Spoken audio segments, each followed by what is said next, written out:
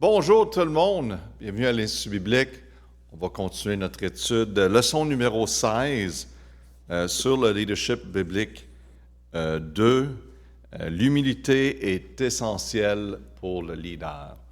L'humilité est essentielle pour les leaders. On va premièrement chanter la B-I-B-L-E, c'est pour se réchauffer un peu. On chante de tout cœur la B-I-B-L-E. Quel livre merveilleux! Amen. J'y tiens ferme, j'y crois toujours, la B-I-B-L-E. C'est plus qu'une cantique, mes amis. On est dans un monde qui utilise la parole de Dieu et qui vont vraiment l'utiliser pour leur bien, profiter des autres. On est ici pour enseigner la parole de Dieu telle qu'elle, et vraiment on a une responsabilité de l'enseigner telle qu'elle aussi. Rien ajouter, rien enlever, et surtout, pour ne pas profiter des autres. Amen. C'est la parole de Dieu qui a été préservée pour nous à ce jour. Chantons de tout cœur la B-I-B-L-E. Quel livre merveilleux! La B-I-B-L-E. Quel livre merveilleux! Et j'y tiens ferme, j'y crois toujours. La B-I-B-L-E. La Bible! Amen. All right. Donc, leçon numéro 16, l'humilité est essentielle pour le leader. Pour notre dernière leçon dans Néhémie, il est important de compléter avec la valeur fondamentale d'un bon leader. Et cela est l'humilité. Le mot humilité. On revient au tout début du projet majeur de bâtir le muraille. Et le succès que notre ami Néhémie a eu et a vu est en raison de l'humilité qu'il démontrait à travers du projet. Et cela a commencé au début et a continué jusqu'à la fin. Donc, c'est l'essentiel d'un leader. On voit au tout début, Néhémie 2:3, la Bible dit, « J'ai répondu au roi, voyez comment qu'il est, son attitude envers les autres, envers le roi. Il aurait pu se forcer, il aurait pu essayer de dire, tu n'as pas le choix au roi. Regardez son attitude. Que le roi vive à jamais. Comment n'aurais-je pas mauvais visage quand la ville, lieu des tombeaux de mes pères, demeure désolée, et ses portes ont été consumées par le feu. » Voyez-vous qu'il présente sa cause avec respect. Identifiez qu'il est le roi, mais roi, je veux que tu considères ceci. Et le roi me dit, « Que me demandes-tu? » Alors je priais le Dieu des cieux. Puis je dis au roi, selon le roi, tu le trouves bon. Ton serviteur t'est agréable. Envoie-moi à Juda vers la ville des tombeaux de mon père pour le rebâtir. J'aime bien aussi qu'il reste en humilité envers le roi et surtout envers Dieu. Et encore, il dit, roi, si tu trouves que c'est bien cette cause, permets-moi de retourner. L'humilité est évidente dans la vie de Néhémie envers les autres et surtout envers Dieu, souvent mal compris, est la relation entre l'humilité et la confiance. Premièrement, la confiance, le mot confiance, la confiance est une qualité importante du leadership efficace. Mais les leaders arrogants, le mot arrogants, peuvent causer plus de problèmes qu'ils n'en résolvent. Si vous voulez devenir un leader plus confiant, mais éviter d'être un leader arrogant, alors l'humilité est la clé. Souvent, dans l'effort de rester humble, un leader peut démontrer le mot peu, de confiance dans certains domaines, parce qu'il ne veut jamais, le mot jamais, paraître arrogant. Donc, il n'ose pas à mettre des efforts et montrer que de la confiance en peur de ce que les autres vont penser. Ah non, non, non. Je ne veux pas que les autres pensent que j'essaie de prendre une position, puis j'essaie de faire certaines choses. Je ne veux pas que le monde se sente tassé. Et est-ce que cela est l'humilité? Non, comme vous allez voir. L'insécurité. Le mot l'insécurité n'est pas une démonstration d'humilité. Il ne faut pas tromper un pour l'autre. L'insécurité n'est pas une démonstration d'humilité. Car l'insécurité se soucie, écoutez bien, se soucie trop de plaire aux gens au lieu de plaire celui, le mot celui, on parle en gros C, celui, on parle du Seigneur qui nous a donné l'opportunité. On est plus inquiète à propos des autres personnes, qu'est-ce qu'ils pensent de nous. Donc, on est vraiment insécure. Ce n'est pas l'humilité de dire « Ah non, non, je ne suis pas capable de faire ça. Ah, je ne peux pas faire ça. » L'insécurité n'est pas l'humilité. Et c'est vraiment un manque de confiance en celui qui nous a donné l'opportunité. Et on voit ça à travers des Écritures avec Moïse. Il regarde à lui-même au lieu de regarder à Dieu. C'est facile, mais il faut être capable de discerner. Est-ce que je suis ici vraiment pour plaire aux autres? Oh, c'est certain qu'on veut plaire aux autres, mais premièrement, plaire à Dieu. Si vous voulez diriger plus de personnes, vous devez être plus confiant. Le mot confiant. Vous devez être plus clair. Le mot clair. Confiant, clair et direct. Confiant, clair et direct dans votre gestion.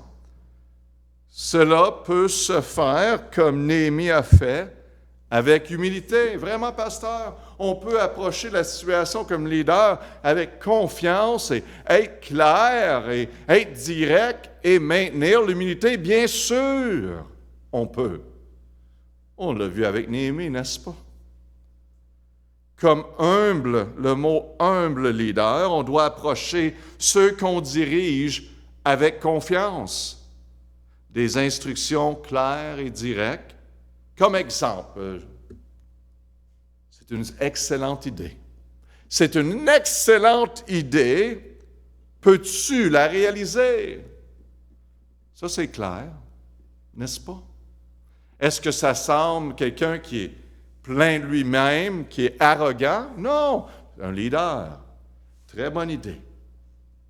Peux-tu la réaliser? S'il vous plaît, peux-tu t'en occuper? Hein? Tu as ce don et tu es très bon là-dedans. Peux-tu t'en occuper? C'est clair, direct, confiant. Vous ne pouvez pas, et le mot « pas », être vraiment humble sans être vraiment confiant. Hein, c'est quelque chose. Mélangez pas la confiance avec l'arrogance. C'est correct d'avoir la confiance. Parce que, premièrement, comme chrétien, on peut avoir confiance dans la parole de Dieu. Amen. Hey, celui qui nous appelle va accomplir l'œuvre. On a de la confiance dans notre salut, où qu'on s'en va. On n'est pas arrogant, parce que c'est basé sur la parole de Dieu. Une des choses que vous allez voir des fois, c'est si vous regardez comme des sports ou quelqu'un qui est chrétien, qui a gagné, il va commencer souvent à dire « Je veux remercier le Seigneur Jésus-Christ qui m'a donné la force pour faire ceci et à lui voit la gloire. » Oui, il a gagné, oui, il a fait quelque chose de bien grand, mais il reconnaît Dieu dans tout cela. Et il reconnaît les autres autour qui l'ont aidé à accomplir cela. Donc, vous ne pouvez pas être vraiment humble sans, le mot sans, être vraiment confiant. La confiance est une condition préalable à l'humilité.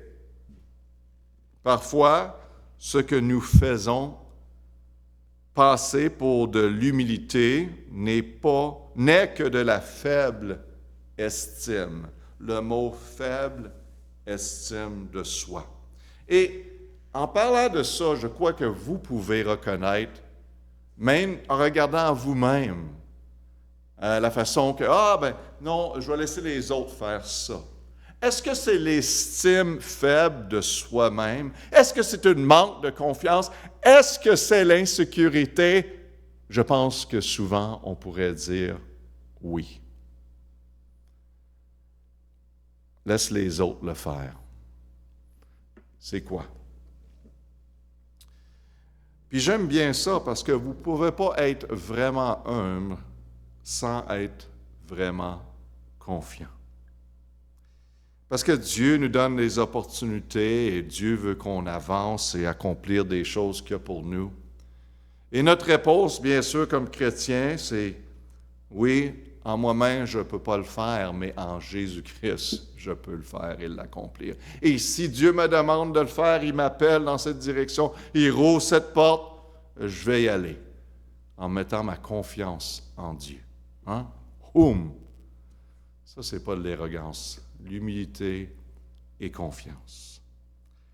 On voit ici l'exemple parfait se trouve dans Philippiens 2, 5, 7 avec Jésus-Christ. La Bible dit, ayant en vous les mêmes sentiments que Jésus-Christ. Il dit d'avoir les mêmes sentiments. Pensez de la même façon.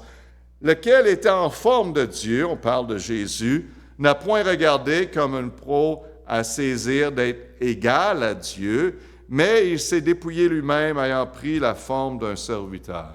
Amen. Devenant semblable aux hommes.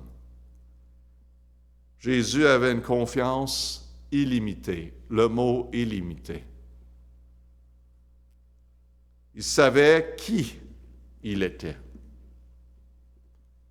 Il était égal à Dieu et de la forme même de Dieu. Et pourtant, il a tout mis de côté pour prendre la forme d'un serviteur. Il n'était pas obligé du tout de faire cela. Il l'a fait comme exemple. Donc, si vous n'avez pas le mot « pas », confiance, alors vous n'avez rien à mettre de côté ou à utiliser pour aider les autres. Ça, c'est bien, mes amis. Si vous n'avez pas de confiance, Jésus avait la confiance. Tu sais, il y a du monde qui sont tellement pleins d'eux autres-mêmes, qui sont tellement inquiets de l'image que les autres ont avec eux, jamais qu'ils vont prendre la forme d'un serviteur. Wow! Qu'est-ce qu'il va penser de moi? Je suis un ci, je suis un grand. Mes amis, il n'y a personne de grand. On peut voir ça rapidement. Personne ici. Si on est quelque chose, c'est par la grâce de Dieu que nous sommes. Et quelqu'un qui a de la confiance n'a aucun problème à changer de sa place de position, démontrer la position d'un serviteur. Pas de problème. Il est secure en lui. La confiance est une très bonne chose et essentielle pour être un leader efficace. Quand vous êtes confiant en quelque chose, vous êtes mieux équipé pour servir les autres parce que vous savez ce qui est nécessaire pour accomplir la tâche ou quoi que ce soit. Si l'humilité sans confiance conduit à une faible estime de soi et ça conduit également à l'insécurité, que se passe-t-il lorsque vous avez de la confiance sans aucune humilité? Hein? On parle de la confiance, de l'importance. Mais si on a cette confiance-là et on n'a pas d'humilité, on ne comprend pas le principe d'humilité. Et on voit ça dans nos jours, n'est-ce pas? Ceux qui ont des positions. Ah, ils ont de la confiance. Mais ce n'est pas à cause qu'ils ont de l'humilité. Cela produit quoi? L'arrogance. Confiance sans aucune humilité. Et on témoigne de ça à travers de ce monde. Ça, c'est des mauvais leaders. Faire ce qu'ils doivent faire pour les plaire aux autres mêmes. L'arrogance. La confiance signifie, écoutez bien la différence, la confiance signifie se sentir sûr, le mot sûr de soi et de ses capacités.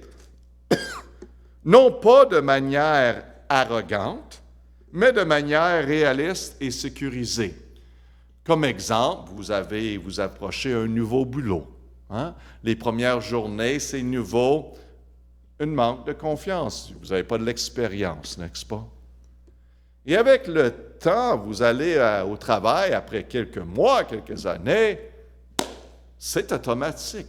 Vous y allez avec confiance parce que vous avez eu l'expérience. Vous avez été en dessous de quelqu'un qui vous a formé, entraîné après un certain temps. On se sent sûr de soi, de ses capacités. Pas parce qu'on est arrogant, mais de manière réaliste et sécurisée. La confiance n'est pas une question de sentiment qu'on est supérieur par rapport aux autres. Ce n'est pas du tout ça. Mais c'est une connaissance intérieure tranquille que vous êtes capable. Vous êtes capable. Parce que Dieu dit, on fait confiance en Dieu, parce qu'on a vécu de l'expérience. On est capable. Donc, en termes simples, la personne confiante se sent sûre de leur connaissance et de leur capacité. Ils sont honnêtes avec eux-mêmes et ils savent où ils sont. Ils ne seront pas confiants en tout, c'est certain, le mot « tout », bien sûr, mais ils connaîtront leurs forces, et seront conscients de leurs faiblesses. Ça, c'est correct. On a tous des côtés forts et de faibles. C'est pour ça qu'on a besoin les uns des autres. Quelqu'un qui leader avec humilité va reconnaître ses faiblesses et demander simplement de l'assistance. Mes frères, sœurs, mes amis, à l'équipe, toi, tu es vraiment une bonne connaissance. Pourrais-tu m'aider? Peux-tu faire ceci? Reconnaître nos forces et faiblesses. Quelle est la différence entre la confiance et l'arrogance? On continue. Plutôt que d'avoir une opinion honnête de leur capacité, l'arrogance tend à provenir de l'inflation. L'inflation, se gonfler. L'inflation de leur propre valeur ou importance. Oh, ils vont en mettre beaucoup sur leur valeur. Peut-être on ne leur demande même pas la question, mais ils passent le temps à nous dire comment ils sont ci et ça, et comment grands ils sont. Les personnes arrogantes pensent qu'elles sont meilleures, le mot « meilleur » que les autres. Il y a des fortes chances qu'ils veulent que vous le sachiez. Ils vont vous le dire. Plutôt que d'utiliser leurs dons pour servir les autres, ils les utilisent pour se servir eux-mêmes. Et mes amis, on peut les sentir de loin, n'est-ce pas? On peut les voir qui sont là pour une raison, je suis pour aider tout le monde, mais c'est pas compliqué et difficile à reconnaître ceux qui ont mauvaises intentions. Et il faut, le Seigneur les apporte dans notre chemin, on veut les aider et aussi leur dire. Donc, quelle est la clé pour rester, le mot « rester confiant » sans dériver vers l'arrogance? Quelle est la clé pour rester confiant? La clé, c'est l'humilité, comme on a dit. C'est une humilité qui vient de la connaissance de l'origine de votre force et de votre estime de soi. Si vous savez que vous êtes un enfant de Dieu, gloire à Dieu, si vous êtes sauvé, par la grâce de Dieu, vous êtes enfants de Dieu. À ceux qui l'ont reçu sont devenus enfants de Dieu. Si vous savez cela, si vous savez qu'il vous a fait des dons et vous êtes fait de manière merveilleuse et impressionnante dans les yeux de Dieu, peu importe ce que les autres vont dire, alors vous n'avez pas besoin que les autres vous donnent leur approbation. Leur approbation. Il y a trop de jeunesse, il y a trop de mêmes adultes qui sont arrêtés à faire ce qu'ils doivent faire dans la vie, aller par les portes et les opportunités que Dieu leur a données, à cause qu'ils ont peur de manquer l'approbation des autres personnes autour d'eux. Et vous attendez. Vous n'avez pas besoin de leur approbation. Vous avez besoin de l'approbation de votre Dieu. C'est tout. Et bien sûr, quand on va chercher l'approbation de Dieu, Dieu fait son travail dans le cœur des autres autour de nous. Et plusieurs attendent ce jour-ci. Attendez plus. Gardez confiance, regardez vers le Seigneur, allez vers des hommes et des femmes spirituels qui peuvent vous guider, vous aider à travers de ces défis de la vie que vous êtes en train de vivre. Allez, mes amis, allez! Vous avez l'approbation de Dieu. C'est ça qui est important. Votre valeur, le mot valeur, votre valeur n'a pas besoin de venir de sources externes comme les gens au travail ou vos voisins, car votre valeur vient de quelqu'un de bien plus puissant et éternel. J'aime plaire, bien sûr, à les personnes autour de moi. Mais je vais servir mon Dieu et honorer mon Dieu en premier. Et s'il y a un problème avec ça, c'est correct. Je ne vais pas laisser les autres autour de moi, même si j'aimerais ça, qu'on soit en unité. Mais si ça vient à des principes bibliques, des choses qui sont concrètes, qu'on doit honorer, on va suivre le Seigneur. Si vous voulez vraiment aider les personnes autour de vous, arrêtez de chercher l'approbation. Cherchez l'approbation de Dieu. Amen. Et vous allez vraiment les aider. Honorez Dieu. Et quand votre estime de soi vient de votre Créateur, le mot Créateur, il est presque impossible de ne pas agir avec humilité.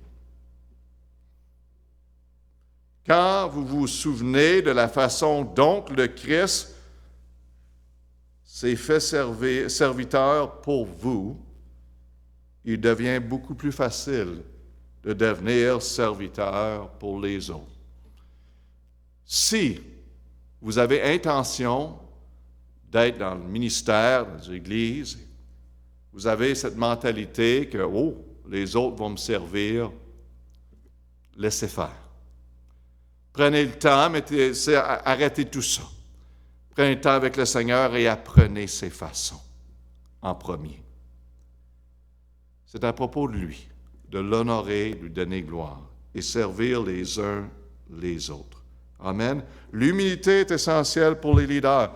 Au début, durant et à la fin. Faites attention, ça peut bien commencer, mais il y a des choses qui viennent. Il y a la pression des autres, il y a de l'argent. Il y a le succès. Qu'est-ce qu'on fait avec tout ça? Mes amis, on reste humble, on réalise que tout cela vient de Dieu. Et si Dieu donne, s'il enlève, on le glorifie et on le sert. Amen. Gloire à Dieu. Il est bon. Suivons sa parole. Il n'y a personne de parfait. On est des simples personnes qui croient en Dieu, qui suivent sa parole. Amen. Père éternel, merci pour ce temps. Et ô Père, je prie que tu continues ton travail que tu as commencé en chacun de nous. Je pense à les jeunes hommes, jeunes filles qui ont leur vie devant eux. Ô Père, aide-leur à chercher simplement l'approbation. Peu importe ce que les autres disent ou que les autres pensent. Et Père, les opportunités que tu as présentées, qui avancent avec confiance et humilité, en sachant que tu es avec nous. Et c'est toi qui nous as permis de passer à travers de cette porte. Donne-nous grâce, aide-nous, Père. On prie au nom de Jésus. Amen. Seigneur vous bénisse. Bonne journée.